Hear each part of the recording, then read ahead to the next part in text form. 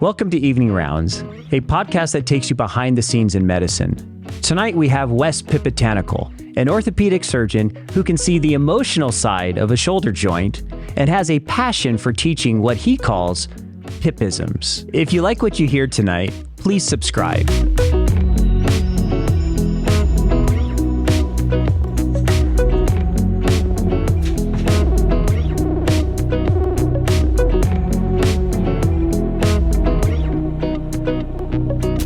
Wes, can't thank you enough for joining us tonight on our Evening Rounds podcast. I've been wanting to have you on for some time, and I'm glad you've been able to make the time to join us. Oh, it's great to be here. Yeah, it's wonderful. There's a lot of things I want to talk about tonight, but one thing I'm sure most people aren't aware of is that you were a standout basketball player in college. Oh, getting right into it. Right to the heart of it. I want to get into the real heart of the matter Yeah. here. I mean, I don't know if standout would be exactly the word. Let's talk about it. I played at Union College, and I was on the junior varsity, so I wasn't on varsity. But my senior year, I was the captain. There you go. Wow. And the leading scorer, which probably Here was it is. flex on the quality of our team. No disrespect. Or the prowess of your shooting skills, one of the Right. two. Well, the interesting thing is, people look at me, and I remember there was we had like a course, the ASCS, the shoulder and elbow, American shoulder and elbow surgeons, and they said, tell us something about yourself that no one believes. And so I used the basketball, and of course the faculty don't believe it. And the story is actually my wife always will be like, your father didn't play basketball. Like, just he's making that up. No. So even within the house, it's kind of a joke. And I have these pictures from Union, and she's like, those are fake pictures. That's not real. That's not real. Do you still play basketball? Probably haven't in a few years. I still shoot. And we had a resident team. And I would come occasionally, and it was more like the old guy cameo. I'd say, don't leave me out there more than 2 or 3 minutes. Because in orthopedics, we treat injuries. And I see these Achilles tears and these ACL injuries. And my goal now, if I play, is not to get hurt. Yeah. How does seeing those injuries every single day, how does that impact how you not only live your life, but then maybe how you parent even? Yeah, I think it's influenced. Yeah. Because we're not active. Anthony over there, he's hiking, he's playing golf, he's, hanging from the mountaintops. Usually, yes. My wife and I are more like homebodies, indoors. And it's like, when you see these injuries, you're thinking, man, that could be me. Yes, I can all too well attest to that. It could be you. Speaking personally, you are an orthopedic surgeon. I'm very curious on how you chose the career of orthopedic surgery. So, I may go back to college, actually. Okay. Because I come from a family full of physicians. My mother and father, they did medical school in Thailand. They immigrated to America. Me and my sister were born here. My sister is actually a pretty famous Harvard professor of allergy, older sister. And so what's interesting is my mother actually wanted me to be a lawyer. She did. She said, there are no lawyers in the family. And you seem to be friendly and outgoing and can, entertain people in the courtroom. So you should be a lawyer, but you have to be a doctor too. She said, you have to be the MD-JD. And you go do both. Oh my That was my mother's thing. Low expectations for their son, right? Wow. That's a lot. But the thing was, and I've actually always liked law. I find it interesting. But people don't like lawyers, no disrespect to the lawyers out there, as much as they do their doctor. And we need lawyers, and it's a good field. But so I gravitated more toward medicine. But it wasn't like, I think a lot of people think, that was my sister. Since she was 4, she had a little doctor bag and the stethoscope. And that wasn't me. I wasn't sure. So then you get medical school. And what I tell our students that we get to advise is that I think the first decision you have to make, are you medical or surgical? That's the first thing. Interesting. And so then for me, I wanted to do surgical. My father was an ENT doctor, but I didn't like ENT. It was small, and you were looking at microscopes, and you were squinting a lot. And then within surgery, I had kind of thought of 2 areas. A lot of us in the Adventist circles, we know Ben Carson. And so my mother made me read Gift in Hands. Hey, we all did. And so when I talk to these students, it's kind of interesting. I tell them this and they're like, my mother made me do that too. And so I'm thinking, wow, 25, 30 years later, it's still there. For those that haven't read it, famed neurosurgeon, right? Yes, famed neurosurgeon.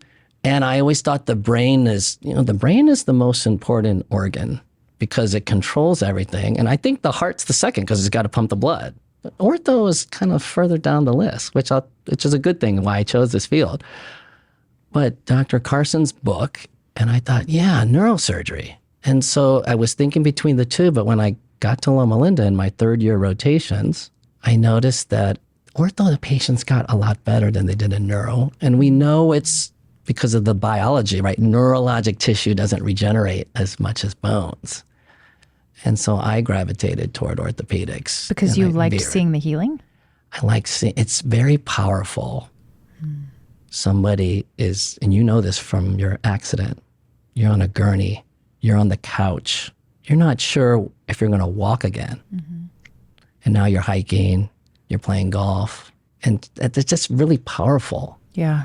For orthopedic surgeons. I'm biased, but it's a great field. You said something, it's just bones. Well, it's true, it's just bones, but immobility impacts more than just the bone, right? It impacts the mind, impacts the heart, impacts the soul. Yeah, I couldn't agree more. I know I said it's just bones, but it's really beyond that. The psychology of injury, as you know, it's really something. It's actually maybe even a bigger part than the actual bones. It really is. Yeah. And I've told, Loma Linda, we call it whole person care. Yeah. And my version of that is, and I told the twins, I have two twins that are 18, and I told them to put on my gravestone, this was a doctor who treated patients, not x-rays. This is a PIPism that we use in the residency program. I love that. Treat patients, not x-rays. You can have the same x-ray on 3 different patients and treat it completely different with the same x-ray. And that goes to the psychology. What kind of work? Are you a laborer? Are you a desk worker? What kind of activities you're doing? And so I have to check myself sometimes because when I talk to the patients, I really want to get to know them. And I find sometimes the patients are like, why is this person? And so I have learned, I don't always do this, is qualified. I'm going to ask you a lot of non-shoulder questions because shoulder is my area. And the reason I'm asking is because of this. And then they're like, oh, okay, this guy, like, where do you live? What city? Is it an apartment? Or how? Like, what's going on here? Yeah. But you touched on it. I really think that's actually a bigger part. One of the residents once said that the shoulder is a very emotional joint. And so there is a huge psychology behind that. I've seen this live and in action. My husband was having a lovely day at Mammoth when someone was out of control, crashed into him, and he absolutely shattered his clavicle. And you came in there and he said the first thing is this guy not only knows his stuff, but he was asking me, what do I want life to look like after surgery, right? What do I want to be preserving and able to do after surgery? And, that was a moment where we thought like, okay, your surfing career is done. Your ability to even give me a hug. If you think about like how impactful that is in someone's mental health, like you were mentioning, it's more than just an injury. It's so huge. And, he's doing great now because you did a wonderful job. But I think it was so neat that you reassured him in that way. Much more than just surgery. We'll fix it. Yeah, it's powerful. Yeah. It can be overwhelming at times. So from that state, so talk to us about that. Well, it's like I think one of the hardest thing to me as a surgeon is nothing is 100%. Yeah. And so there'll be complications. Sometimes patients don't do well. And that's a heavy burden. Some people call it the burden of the craft or the burden of the job. And I often tell our residents, everyone's having a great time until, unfortunately, somebody has a bad outcome. Yeah. And so that's the tough part. Humbling. Absolutely. You slid past something very quickly. You mentioned 2 18-year-olds. So 18 years old, so are they seniors or are they high school grads or what? So they're starting college in the fall. We're leaving actually next week to take them. They're both going out of state. Boy, girl, Ben and Emma. Ben is technically older because they did C-section, and my wife was born in Thailand. So my parents born in Thailand, but I was raised in St. Louis, Missouri. But it was pretty traditional for me. So and my wife's obviously very traditional, born and raised in Thailand. And so she asked the doctor, she said that if it's okay, can you pull the boy out first so that he's the older one, the older brother, just as a cultural thing. It's, it's 1 minute or whatever. Right. But that's kind of the story of them, and they're twins, and that's who we have, and there's no one else. So it's the twins, and then. So you're going to be a double empty nester. Is that a term? I've never thought about that, but that's got to be heavy. Maybe that is a new term we're coining here. Maybe. I remember vividly leaving Sophia up at Walla Walla University, and I remember what I was wearing. I remember the last hug, and I remember leaving the college thinking this is amazing and horribly sad at the same time. And now you've got to do it times 2. I think I may be in a little bit of denial. Yeah. Because I don't know. Right now this is good. They're growing up. This is part of life. We don't want the kids, living with us for the rest of their life. We want them to have their own path. Yeah. And so I'm guessing it's going to hit me at some point. But I think I'm in denial. That's all right. So you are the son of 2 doctors. Is there an expectation or any type of guidance you're giving to your twins about maybe what their career paths will be? So what's interesting is, have you seen the movie Crazy Rich Asians? Yeah, I'll admit this, yes. And I will tell you, I think a lot of that movie is true, except the ending. But what I mean is, the mom says that they have been molding, manipulating, guiding the children since birth. And we actually didn't do that. I thought we would. And then it seems like the kids are both planning pre-med right now. Life can change. But I think people on the outside that know us probably think, Wes and Guy, they've been, brainwashing, putting something in the rice, to get them to do what have you. And no, we really haven't. Really? So they didn't have the little doctor bag that your sister had? No. But I will, because I'm a teacher at heart. I'm really I'm a physician, but I really love teaching, and that's my passion. And so, of course, I do mention things to them. And it's actually good to get the perspective of 18-year-olds or teenagers. I sometimes will send them something like, I'm going to send this email or this text. And they were like, huh. And to get their perspective, I'm like, sometimes your effect is not what you think it is. Oh, totally. Yeah. That's especially pretty with wise. this generation now. I wanted to just pull out something you said. You came from a traditional Asian family. For those of us that aren't Asian or Thai, what do you mean by that? Well, I would tell you that, I've ingrained it in the twins. If you can sum up our culture in one word, it's respect. It's a respect of elders, your bosses, people above you. And I'll give you an example. It may be a pretty extreme example. My mother's mom, so my maternal grandmother, I think she finished 5th or 6th grade, and she got married very young and married my grandfather, who was an Adventist pastor back in Thailand. My mother was double board certified in medicine and allergy, was the highest in the class among women in Thailand. She's very proud of that because internal medicine boards are hard. Yeah. And I remember being sick. I was young, and my mother came in and said, drink this. And I took a sip. I said, oh, what is this, right? And she said, your grandmother said to take this, and it will help you. And I said, well, what is it? And she said, it doesn't matter. Wow. Your grandmother told you to drink this. And the message to me was, we respect our elders. I am double board certified in medicine and allergy. Wow. And my mother, who has a 5th grade education, said to take this, and she's giving it to her son, no questions asked, because her mother told her, you give it to the boy. And I remember, I was like, okay.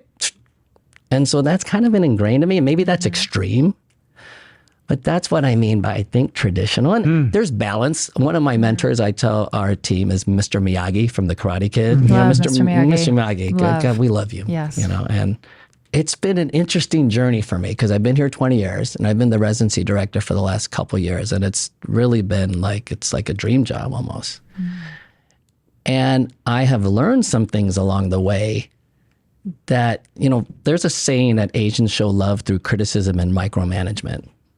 And this is actually a statement that I think other people talk about.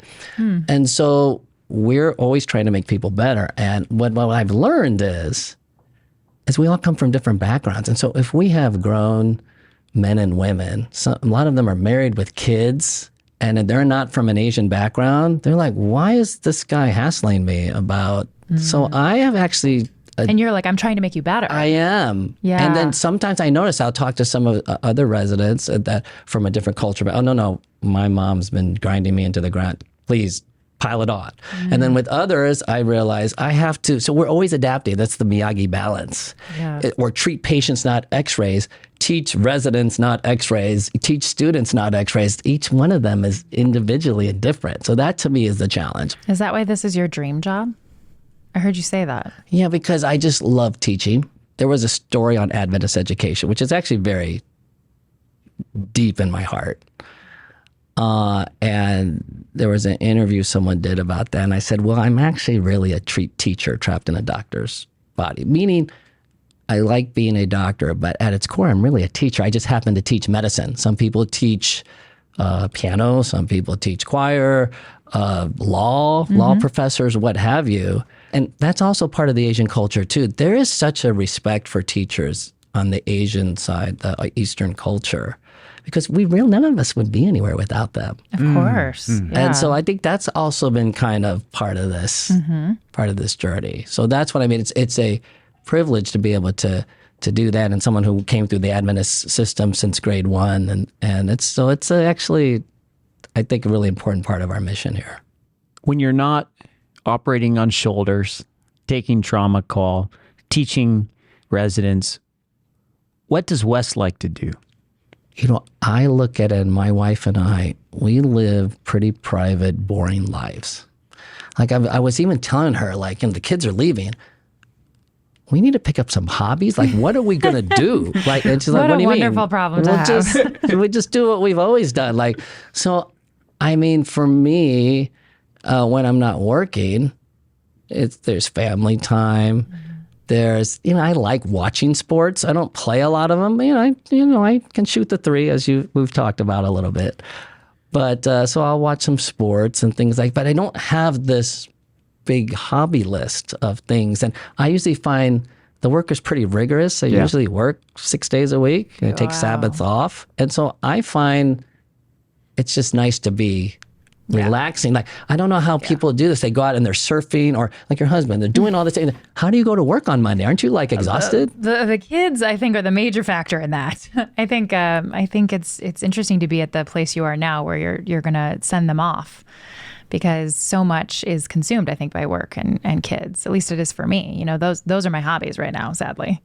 So that's really interesting to hear that your wife is like, we got to pick something up. No, I was telling her we need to pick something up. She doesn't think it's a problem. Yeah. And I was even the kids are like, what are you going to do? And I kind of was thinking, I don't know. I guess I'll work more. I don't know. Because the kids won't be home. But we got to start up the FMG basketball league here. Get you starting off that. We just need to probably have orthopedics on standby for the Achilles tears and the ACLs and all that sort of thing. Yeah. So if you were to sit back and reflect as Wes, the second grader at St. Louis Academy Elementary School, what school did you go to growing up? Yeah, it was just Hillcrest. Hillcrest was the name of it. Okay, so Hillcrest. Where did you see yourself going? Did you see yourself being a professor here at Loma Linda, or I'm just curious how you got to this spot here today. Well, once I figured out the medicine part, I wanted to do academic job, and my sister does the same thing, and I think my mother kind of ingrained in that. And my father was a very important part too. They were partners, but my mother drove the bus, so to speak, and was the big captain. Yeah, I kind of envisioned, I don't know if it was going to be Loma Linda. And I think when you say dream job, it's because Adventist education is really important to me, because I went through the system. And like to be able to, I mean, faculty medical group and being orthopedist, I think my role, maybe it's delusions of grandeur. I just think that if I can do something to make our residency program strong, our department strong, you know, the medical school needs that. And as the flagship of the Adventist system, I think Loma Linda has a very important role. And so that's like there's teaching, which I love, but then there's teaching at our flagship. And that's really what to put it all together, I think that's what it is. Yeah. So Wes, your field and my field, orthopedics and cardiology, just for the sake of what it is, can be a highly litigious sort of environment, right? We don't have time to make those lifelong sort of relationships that come in trauma, or they come in with a heart attack. And as we all know, sometimes things don't work out as we wish they would have. And I still remember as an interventional cardiologist, when I opened that letter and saw I was named in a lawsuit, I felt like my life blood was sucked out of me. And I felt like it was a threat to who I was, a moral injury to what I've given all of my life's purpose, which was to be the best interventional cardiologist I could be. Have you ever had an experience of seeing that paper come through being named in a lawsuit? Yeah, I can definitely relate to that. I was a defendant in we went all the way to jury trial, and we had to leave the office for like 3 weeks. You know, the jury walks in, you're sitting there. All rise. Yeah, all of that. Stressful. All of that. And it was stressful. But I learned so much from that. And I think part of it is because I like law and I'm a teacher at heart. Because when I was going to court, I would ask some of my older partners, and I knew that they had went to jury trial and they had won. I'm not going to ask someone who had lost, like how'd it go? And I felt like people were really traumatized because I couldn't get an answer. Like, just listen to your attorney, Wes. And they'd walk off like they didn't want to talk about it. And I'm like, this is interesting. And so when I went, I said, I try to learn as much from my field when I go to church, so I'm going to sit here and learn. And so I was, taking notes, and I would even be that guy that I would slide the paper over to the attorney, at the desk when they're and the attorneys were getting annoyed because they're like, "We know, doctor, we know, we got it. Like, just you be a doctor, let us do the attorney." And so I took that experience, and I'm kind of unofficially known. People come to me quite a bit when they have either a depo or a lawsuit or something. How do I handle this? Because I went out and said, I'm going to now teach my residents, partners who want to know. I want to take what I learned from this experience because it's not as scary. It's a due process. And of course, none of us want to be sued. Yeah. But my attorney even said, I don't want to do this all the time. But my attorney says, Doctor, you seem to be enjoying this a little more than our clients. Like, I'm just here to learn. I want to be an active part and do what I can. So that was my legal experience. Hopefully my last. So you kind of fulfilled a little bit of what your mom was hoping you might do. I got to be a teacher, lawyer, and a doctor defendant. And I remember the accounts would be like, Defendant Phipatanakul. I was like, wow, defendant. I was thinking, what's that TV show? Well, it's actually Dr. Evil, from Austin Powers. It's actually Dr. Defendant Phipatanakul to you, but I mean, I didn't say that out loud. But I think what you've done in a way to help normalize it, it's not, Dr. Phipatanakul is not only is he a bad doctor, he's probably a bad human because he got this. No, it's part of the business of medicine. I think is super important to the learners because that is a trauma that is really unparalleled in our profession. Yeah, I like how you've taken maybe a difficult situation and you've turned it into an opportunity yourself to learn, but to also teach and to also help. We chose the name Evening Rounds Podcast intentionally. I think as physicians, we all understand what our morning hustle and bustle is before your case start times are and things like that. And Evening Rounds, I think, means something different. And so I always like to ask our guests here on this Evening Rounds podcast, when you think of the word evening rounds or the term evening rounds, what does it mean to you?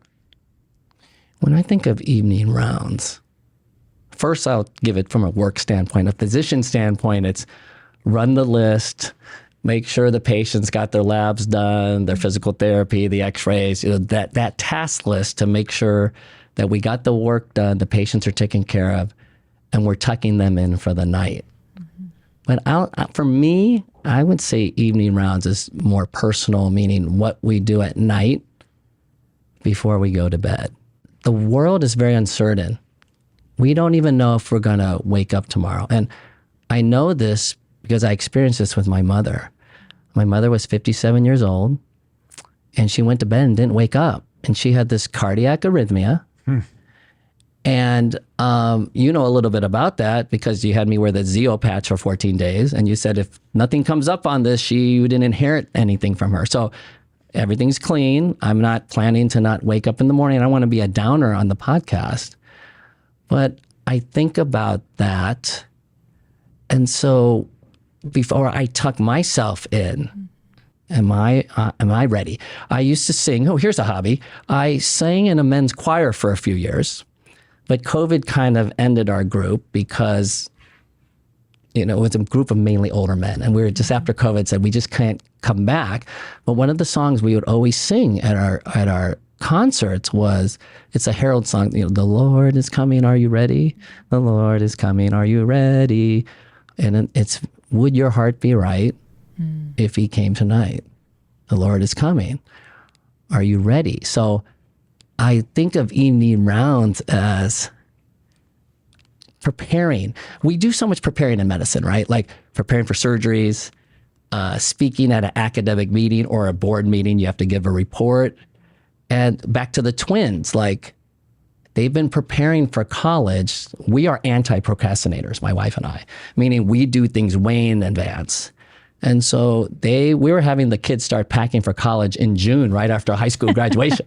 So there are boxes, there are all sorts of things that we're doing to prepare as we leave next week. And that's just for college, though. I mean, heaven is an eternal journey. And so there's a preparation. The nice thing is the Lord's made it easier on us. I can't take the iPhone. Yep. No. I can't take my Honda Odyssey van, which is my dream car that I have.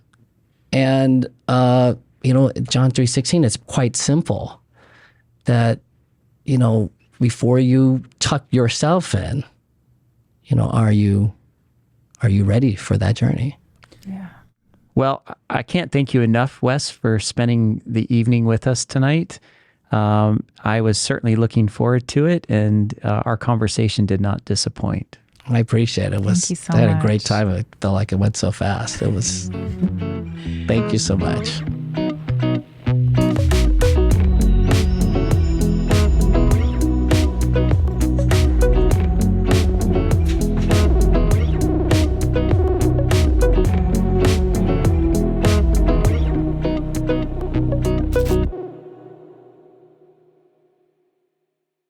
A special thanks to the sponsor of Evening Rounds, La Loma, who has provided banking services to the Loma Linda community since 1955. Their support helps us continue bringing you episodes focused on health, story, and mission.